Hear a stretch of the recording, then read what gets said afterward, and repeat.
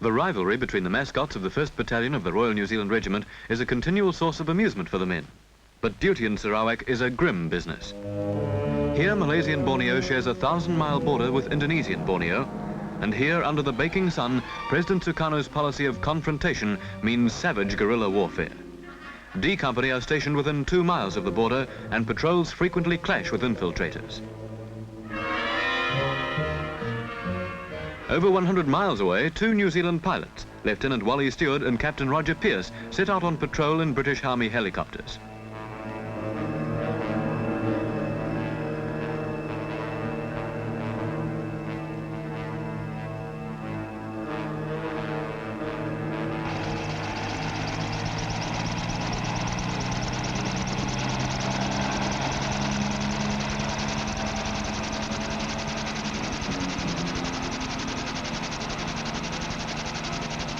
Sarawak is a hostile land, a tangle of dense green forest, of mangrove swamps and of high mountains.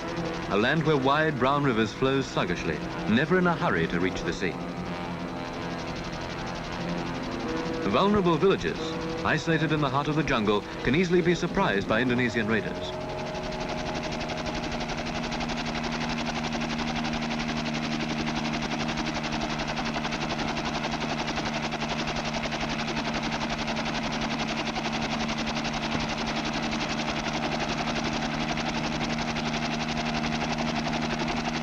This is ideal country for guerrilla warfare, and the men of D Company are old hands at this most dangerous of games. Nobody makes mistakes. The villagers watch the strangers pass through. They may not understand what the fighting is all about, but they know these men are here to protect them.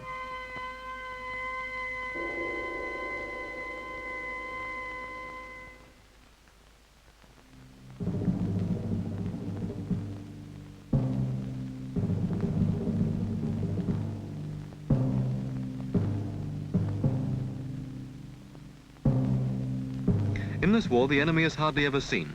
There's just the oppressive heat and the heavy silence.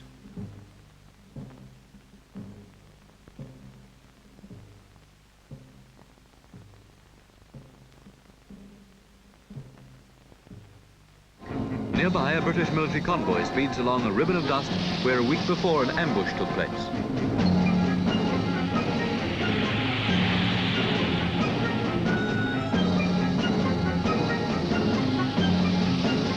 100 miles away, across the trackless green wastes, B Company, also of the Royal New Zealand Regiment, are strengthening their defences with the help of the villagers. Bamboo stakes are sharpened and hardened and placed in man-traps dug across the tracks leading into this forward position. In this savage conflict, mistakes bring their own harsh punishment.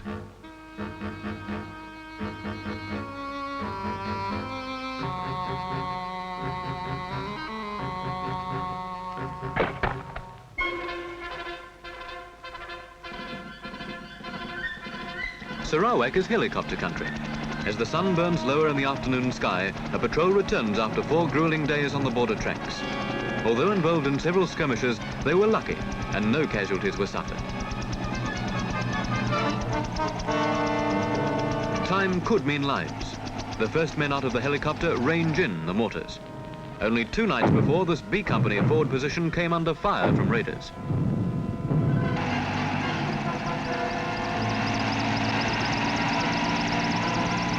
The New Zealanders dig in, a small white scar on a lonely green hillside. Together with other Commonwealth troops, they've been fighting along 1,000 miles of rugged, jungle-clad border for nearly 2 years. The struggle in Sarawak is going to be long and bitter. But there are other battles in Sarawak. The fight against disease. The RNZAF's ophthalmic team arrives in Kuching, led by Wing Commander Randall Elliott.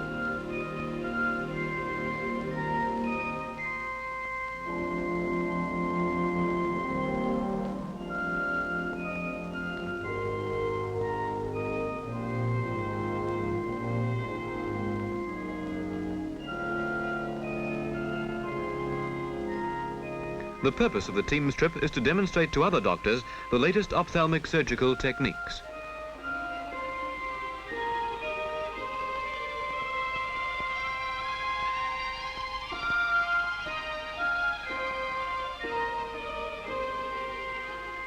lectures by Dr. Elliott are well attended. In this part of the world today, disease and sickness go largely unchecked because there are just not the medical facilities available. Then it's on to Bangkok, capital of Thailand. Enough food and adequate medical care are the two main requirements of the peoples of Southeast Asia, and although the contribution of the RNZAF's ophthalmic team is small, it is practical and worthwhile.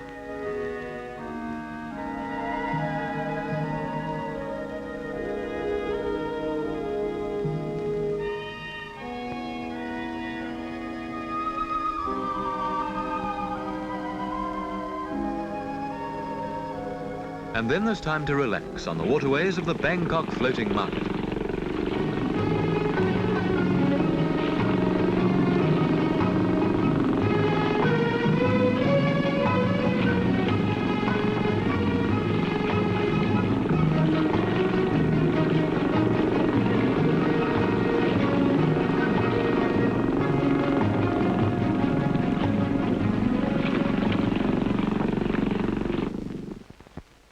South Vietnam, the world's top trouble spot.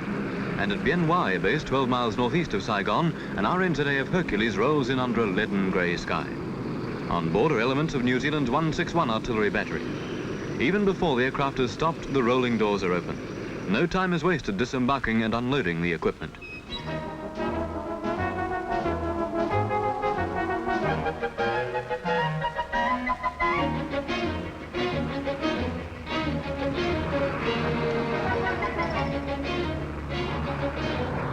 ...20-man battery. For most, this is their first tour of duty in a combat zone, and some could be a little nervous.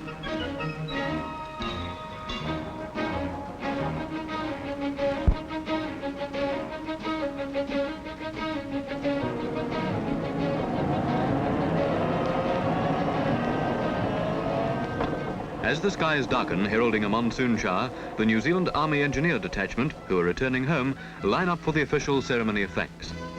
Brigadier General Nguyen Ru Ko, Cabinet Minister of Defence, says the engineers have won the respect of the Vietnamese people. Gifts of leather handbags and wooden shoes for wives and girlfriends are presented. Then as the weather closes in, they leave. The detachment has spent 12 months in this war-ravaged land now. In less than a day, they'll be back in New Zealand. Saigon and the official welcome to the 161 Artillery Battery. Sir Stephen Weir, New Zealand Ambassador to South Vietnam, reviews the troops. After the welcoming speeches, women of the South Vietnamese Army garland the Kiwis with flowers.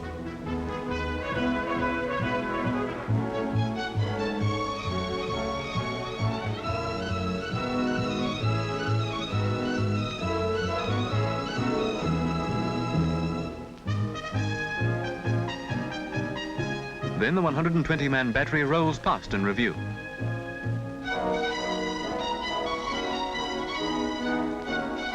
Among those watching is General William C. Westmoreland, commander of the US forces in South Vietnam.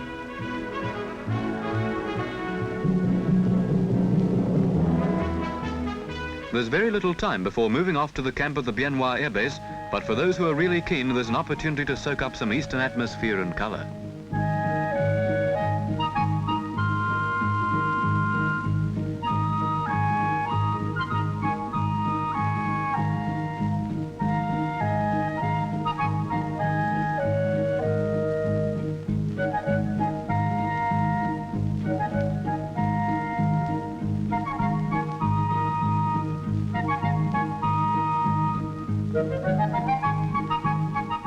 Grey skies over the base camp and stifling heat mean rain.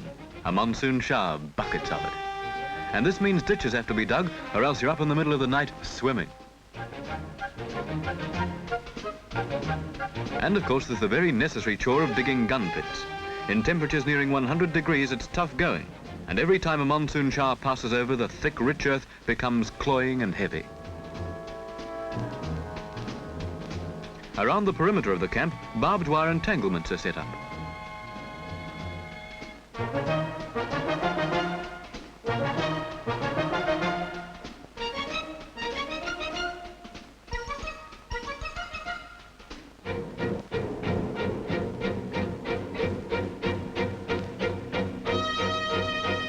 With American rations and Kiwi cooking, some claim the best meals in the country are served right here.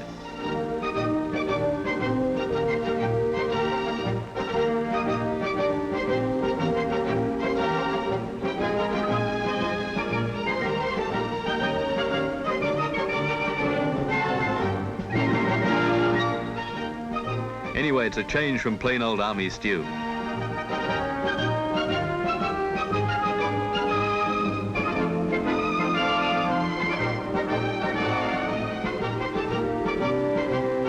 And after a meal, a letter from home really makes the day.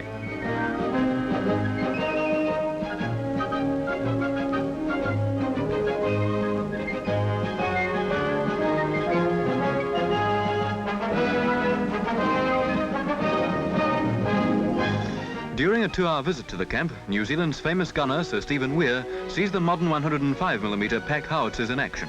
Sir Stephen was artillery commander of the New Zealand Division during the Second World War.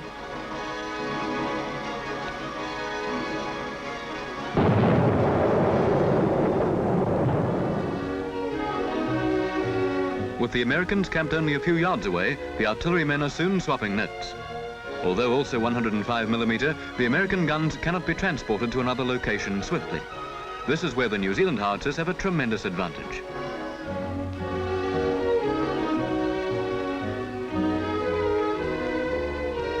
Naturally, everybody wants to see the artillery the Kiwis are boasting about, so the visit is returned. With a range of up to 5 miles, these howitzers pack quite a punch.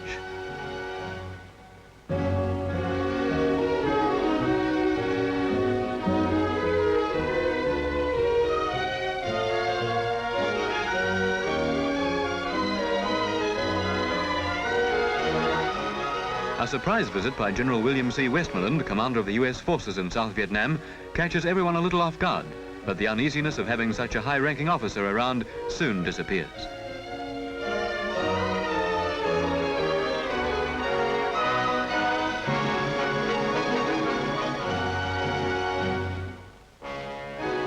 A few words to the battery commander, Major D.R. Kenning, and the general is back off to Saigon and dozens of military problems.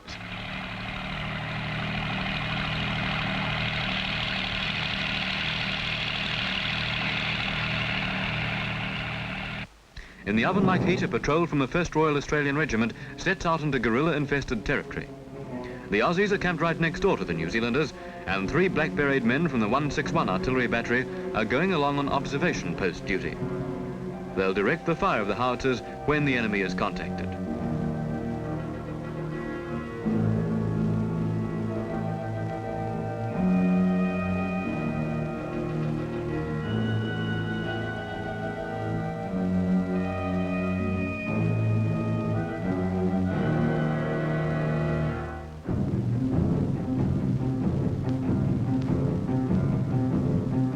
Then word from the patrol crackles in.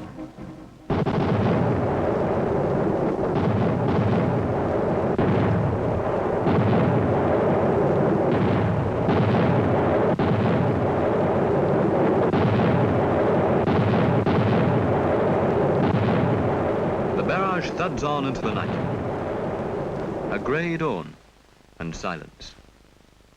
And cleaning up to attend to.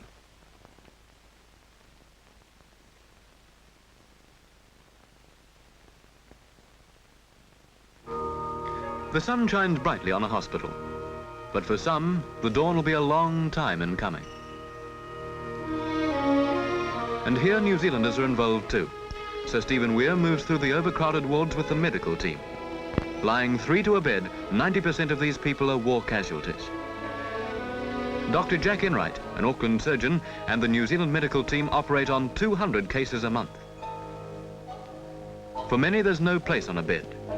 Even under these appalling conditions, Sister Gladys Taylor and Sister Ray Thomas still have a smile for the patients. For Dr. Ian Hutchinson, examining a 4-year-old child blinded by shrapnel is a tragic but everyday occurrence. For a lot of these innocent sufferers, life will be a long, pain-filled darkness. This is the face of Southeast Asia today. Her agony is that of hunger and disease, and of bitter and bloody war. There is no simple cure. Maybe there's no cure at all. But there is hope.